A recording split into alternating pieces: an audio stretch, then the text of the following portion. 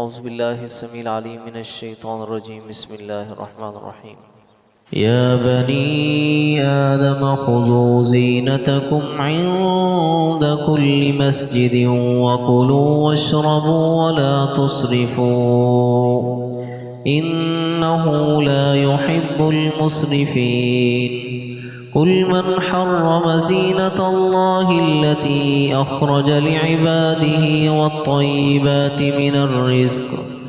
قل هي للذین آمنوا في الحیاة الدنیا خالصة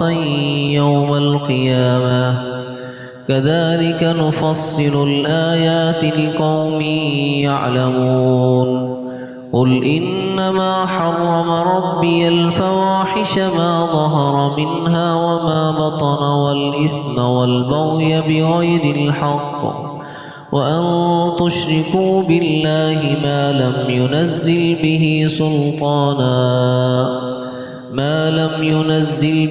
سلطانا وان تقولوا على الله ما لا تعلمون وَلِكُلِّ أُمَّةٍ أَجَلٌ فَإِذَا جَاءَ أَجَلُهُمْ لَا يَسْتَأْخِرُونَ سَاعَةً وَلَا يَسْتَقْدِمُونَ یا بنی آدم، اے اولاد آدم، خذوا زینتکم عند کل مسجد، تم مسجد میں حاضری کے وقت زینت کو اپناؤ، یعنی لباس کو پہنو، عمدہ اور اچھا لباس پہن کر مسجد میں آؤ۔ وَكُلُوا وَاشْرَبُوا، اور کھاؤ، وَاشْرَبُوا، اور پیو، وَلَا تُسْرِفُوا، لیکن حد سے نہ نکلو، اِنَّهُ لَا يُحِبُّ الْمُسْرِفِينَ، بے شک اللہ تعالی حد سے نکل جانے والوں کو پسند نہیں کرتے۔ پیچھے ہم نے پڑھ لیا کہ کفار مکہ بیت اللہ کا ننگا طواف کرتے تھے، اور جب ان سے پوچھا جاتا بھی تم کیوں کرتے ہو تو اس کے دو جواب دیتے، ایک تو ہم نے اپنے باپ دادا کو ایسا کرتے ہوئے پایا ہے، دوسرا ہمیں اللہ تعالیٰ نے اس بات کا حکم دیا ہے، نعوذ باللہ۔ تو اللہ تعالیٰ نے اس کا جواب دیا کہ اللہ تعالیٰ تو انصاف کا حکم دیتے ہیں اور وہ بے حیائی کا حکم نہیں دیتے، اللہ کے ذمے وہ بات مت لگاؤ جس کا تمہیں علم نہیں۔ تو یہاں پر فرمایا کہ تم ہر مسجد کے پاس، یعنی ہر مسجد میں جاتے وقت زینت کو اپناؤ۔ ایک ہوتا ہے لباس، اور زینت کیا ہے؟ اس کی مزید خوبصورتی، کہ انسان بہترین کپڑے پہن کر، اچھے اجلے کپڑے پہن کر، خوشبو لگا کر مسجد میں آئے۔ اور جس طرح لباس کے اندر انسان آگے نہ نکلے، اتنا فاخرہ لباس پہنے کہ انسان کے اندر تکبر آ جائے، تو اللہ نے ہر چیز کی ایک حد بیان کی ہے۔ تو ایسے ہی کھانے پینے میں بھی حد سے مت نکلو، اسراف سے کام نہ لو، تو کھاؤ اور پیو، ولا تسرفو، اور حد سے مت نکلو۔ بلکہ ایک حدیث کے اندر آتا ہے، نبی کریم صلی اللہ علیہ وسلم نے فرمایا کہ تم کھاؤ پیو من غیر اسراف ولا مخیلہ، کہ حد سے بھی مت نکلو، تمہارے اندر تکبر بھی نہیں آنا چاہیے، انہ لا يحب المسرفین، یقیناً اللہ تعالی حد سے بڑھ جانے والوں کو پسند نہیں فرماتے۔ قل آپ کہہ دیجئے، من حرم زینت اللہ التی، کس نے حرام کیا ہے اس خوبصورتی کو جو اللہ نے اپنے بندوں کے لیے نکالی ہے، جو اللہ نے اپنے بندوں کے لیے پیدا کی ہے، والطیبات من الرزق، اور عمدہ اور پاکیزہ اور حلال چیزیں رزق میں سے، یہ کس نے حرام کی؟ کسی نے حرام نہیں کی۔ انسانوں نے، مشرکین جس طرح بعض حلال چیزوں کے اوپر پابندی لگا دیتے تھے کہ فلاں چیزیں ہمارے لیے حرام ہیں، یہ چیزیں ہمارے مردوں کے لیے حلال ہیں، عورتوں کے لیے حرام ہیں، اور یہ جانور یہ بتوں کے نام پر مشہور کر دیے گئے ہیں، لہٰذا ان پہ سواری کرنا، ان کا دودھ پینا، اس سے فائدہ اٹھانا، ان کو ذبح کرنا یہ حرام ہے۔ تو اللہ فرماتے ہیں یہ تو انسانوں کے لیے خوبصورتی ہے، یہ جانور انسانوں کے لیے کیا ہے؟ خوبصورتی ہیں، تو ان کو کس نے حرام قرار دیا ہے؟ کسی نے بھی نہیں، اللہ کی ذات نے تو ان کو حرام نہیں قرار دیا، یہ تم نے خود اپنے اوپر حرام کر لی۔ تو آپ کہہ دیجئے من حرم زینت اللہ التی،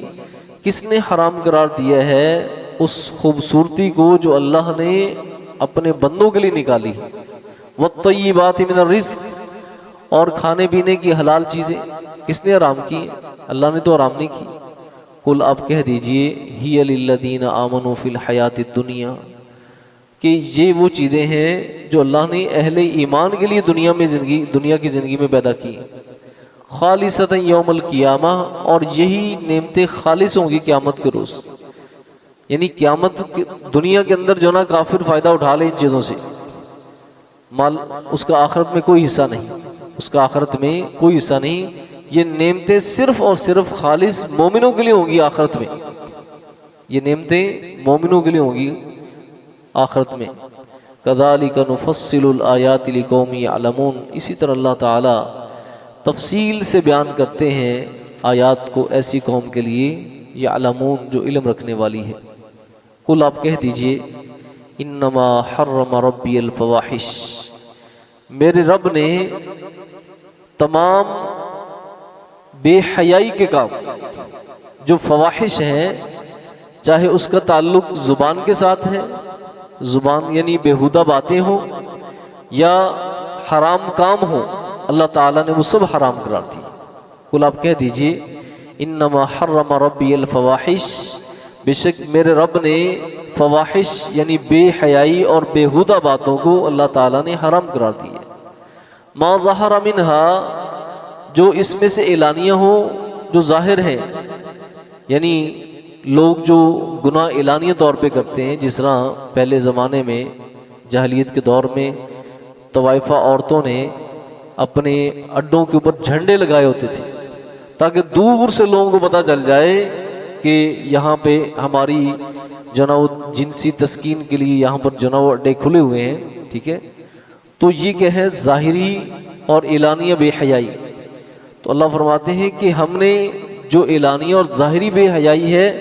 وہ بھی حرام کی ہے، وما بطنا، اور جو پوشیدہ ہے، اور جو پوشیدہ ہے، جو چھپے ہوئے راز ہیں، جو آپس میں جناب گہرے جناب لوگوں کی نظروں سے اوجھل جو غلط ریلیشن اور تعلقات ہیں، یہ سب اللہ نے حرام قرار دی۔ والاسم، اور ہر گناہ کی بات، والبغی، اور حد سے تجاوز کرنا، بغاوت اختیار کرنا، سرکشی اختیار کرنا، بغیر الحق، نہ حق ظلم کے ساتھ، یہ چیزیں اللہ تعالیٰ نے حرام کی ہے۔ وَأَن تُشْرِكُوا بِاللَّهِ، اور یہ کہ تم اللہ کے ساتھ شرک کرو، ما لم ينزل به سلطانہ، جس کے اللہ نے کوئی سند نازل نہیں کی، کوئی سند، کوئی اس کی دلیل نازل نہیں کی۔ تو یہ ساری چیزیں حرام ہیں۔ اللہ نے ظاہری بے حیائی بھی، باطنی بے حیائی بھی، گناہ بھی، بغاوت بھی، شرک بھی اللہ تعالیٰ نے یہ حرام کیے، ان سے بچو، ان سے بچو۔ وَأَن تَقُولُوا عَلَى اللَّهِ مَا لَا تَعْلَمُونَ، اور یہ کہ تم اللہ کی ذمہ وہ بات لگاؤ جس کو تم جانتے نہیں ہو۔ جس طرح پیچھے جب ان سے کہا جاتا کفار مکہ سے کہ تم بیت اللہ کا ننگے طواف کیوں کرتے ہو، تو نعوذ باللہ اللہ کی ذمہ لگا دیتے کہ اللہ نے ہمیں حکم دیا، واللہ امرنا بہا، ٹھیک ہے۔